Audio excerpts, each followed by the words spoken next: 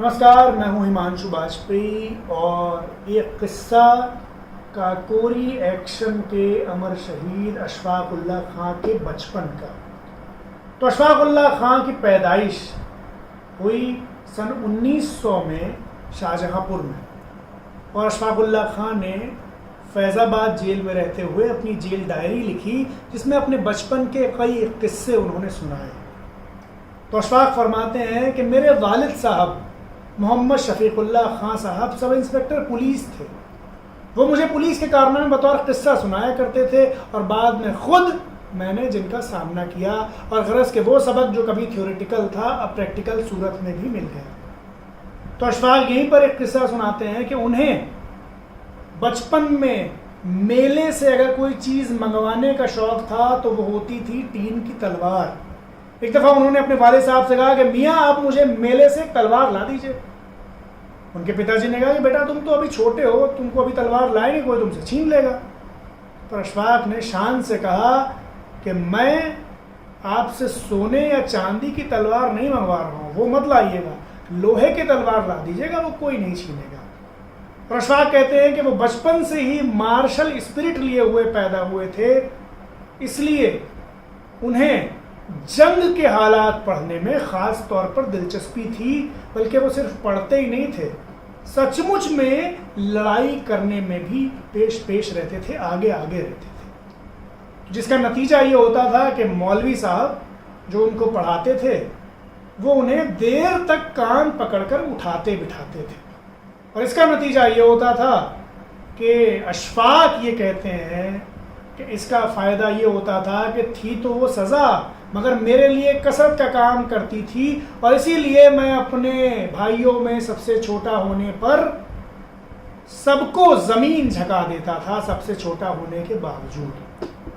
अशफाक बताते हैं कि 1918 में जब मैनपुरी षड्यंत्र कांड का मुकदमा चला तो इस मुकदमे ने उनकी ज़िंदगी पूरी तरह से बदल दी। उनके स्कूल में भी पुलिस आई सरकारी गवाह को लेकर, सरकारी अप्रूवर को लेकर, और उस अप्रूवर ने उनके स्कूल के 10वें क्लास से एक लड़के को गिरफ्तार करवा दिया।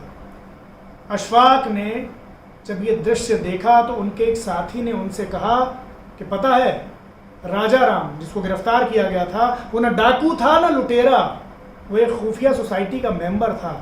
इस पर अशफाक ने अपने दोस्त से मजाक में कहा कि अबे तुम भी मालूम होते हो, तुमको भी पकड़वा दूंगा। उस दोस्त ने जवाब दिया कि मैं देश के लिए अपनी जान लुटाने को तैयार हूँ, पुलिस से नहीं डरता। बकौल अशफाक उसने कुछ ऐसी अदा से ये बात कही कि अशफाक उसे कभी नहीं भूले। तो ये था किस्सा अशफाक उल्लाह खां के दिल में देशभक्ति का दीपक जलने का। किस्सा सुनिए अमर क्रांतिकारी रामप्रसाद बिस्मिल का। बिस्मिल की पैदाइश 11 जून 1897 को उत्तर प्रदेश के शाहजहांपुर में हुई, और अपनी फांसी से सिर्फ 3 दिन पहले गोरखपुर जेल में रामप्रसाद बिस्मिल ने अपनी आत्मकथा को पूरा किया। तो इस आत्मकथा में बिस्मिल ने अपने बचपन के बारे में और ख़ास तौर पर उन प्रभावों के बारे में बताया है कि जिनके अंतर्गत वो क्रांतिकारी बने और एक महान क्रांतिकारी बने। बिस्मिल अपनी आत्मकथा में लिखते हैं कि मैं बहुत छोटा था जब नागरी के अक्षर लिखना सीख रहा था, पर मुझे ऊ लिखना ना आया। इस पर पिताजी ने बंदूक के लोहे के गज से मुझे इतना पीटा कि गज टेढ़ा हो गया। इसके बाद एक दिन मैंने बाग में जाकर आड़ू के पेड़ों से सारे आड़ू तोड़ डाले। माली ने ले जाकर वो सारे आड़ू पिताजी के सामने रख दिए। उस दिन फिर पिताजी ने मेरी इतनी पिटाई की कि मैं 2 दिन तक बिस्तर से उठ ना सका। इस तरह मैं खूब पिटता था, मगर शैतानी जरूर करता था। शायद बचपन की उस मार ही का नतीजा है कि मेरा ये शरीर इस कदर सख्त और सहनशील बन गया। आगे रामप्रसाद बिस्मिल लिखते हैं कि 1916 में जब कांग्रेस का राष्ट्रीय अधिवेशन हुआ तो उस अधिवेशन में पहली बार रामप्रसाद बिस्मिल की कुछ ऐसे लोगों से मुलाकात हुई कि उन्हें पता चला कि इस देश में कोई क्रांतिकारी समिति भी है जिसका काम क्रांतिकारी आंदोलन में योगदान देना है। तो रामप्रसाद बिस्मिल क्रांतिकारी समिति में शामिल हो गए और देश के क्रांतिकारी आंदोलन में भाग लेने लगे। तो क्रांतिकारी दल में शामिल होकर बिस्मिल ने दल के लिए हथियार जमा करना, लोगों का संगठन करना, रणनीति बनाना, हथियार चलाना, खरीदना, बेचना, ये सब कुछ सीखा। और इस लगन से सीखा कि 1918 में जब रामप्रसाद बिस्मिल सिर्फ 21 साल के थे तो एक डकैती की योजना बनाते हुए उनके दल की पुलिस से सीधी मुठभेड़ हुई।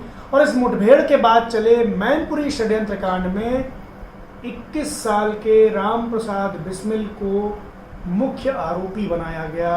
और इसके बाद बिस्मिल पुलिस की निगाह से ओझल हो गए और एक लंबा अरसा उन्होंने मुसीबतें उठाते हुए, सितम झेलते हुए, दुख उठाते हुए फरारी में काटा, गुमनामी में काटा, मगर उनके जज्बे पर कोई असर नहीं हुआ।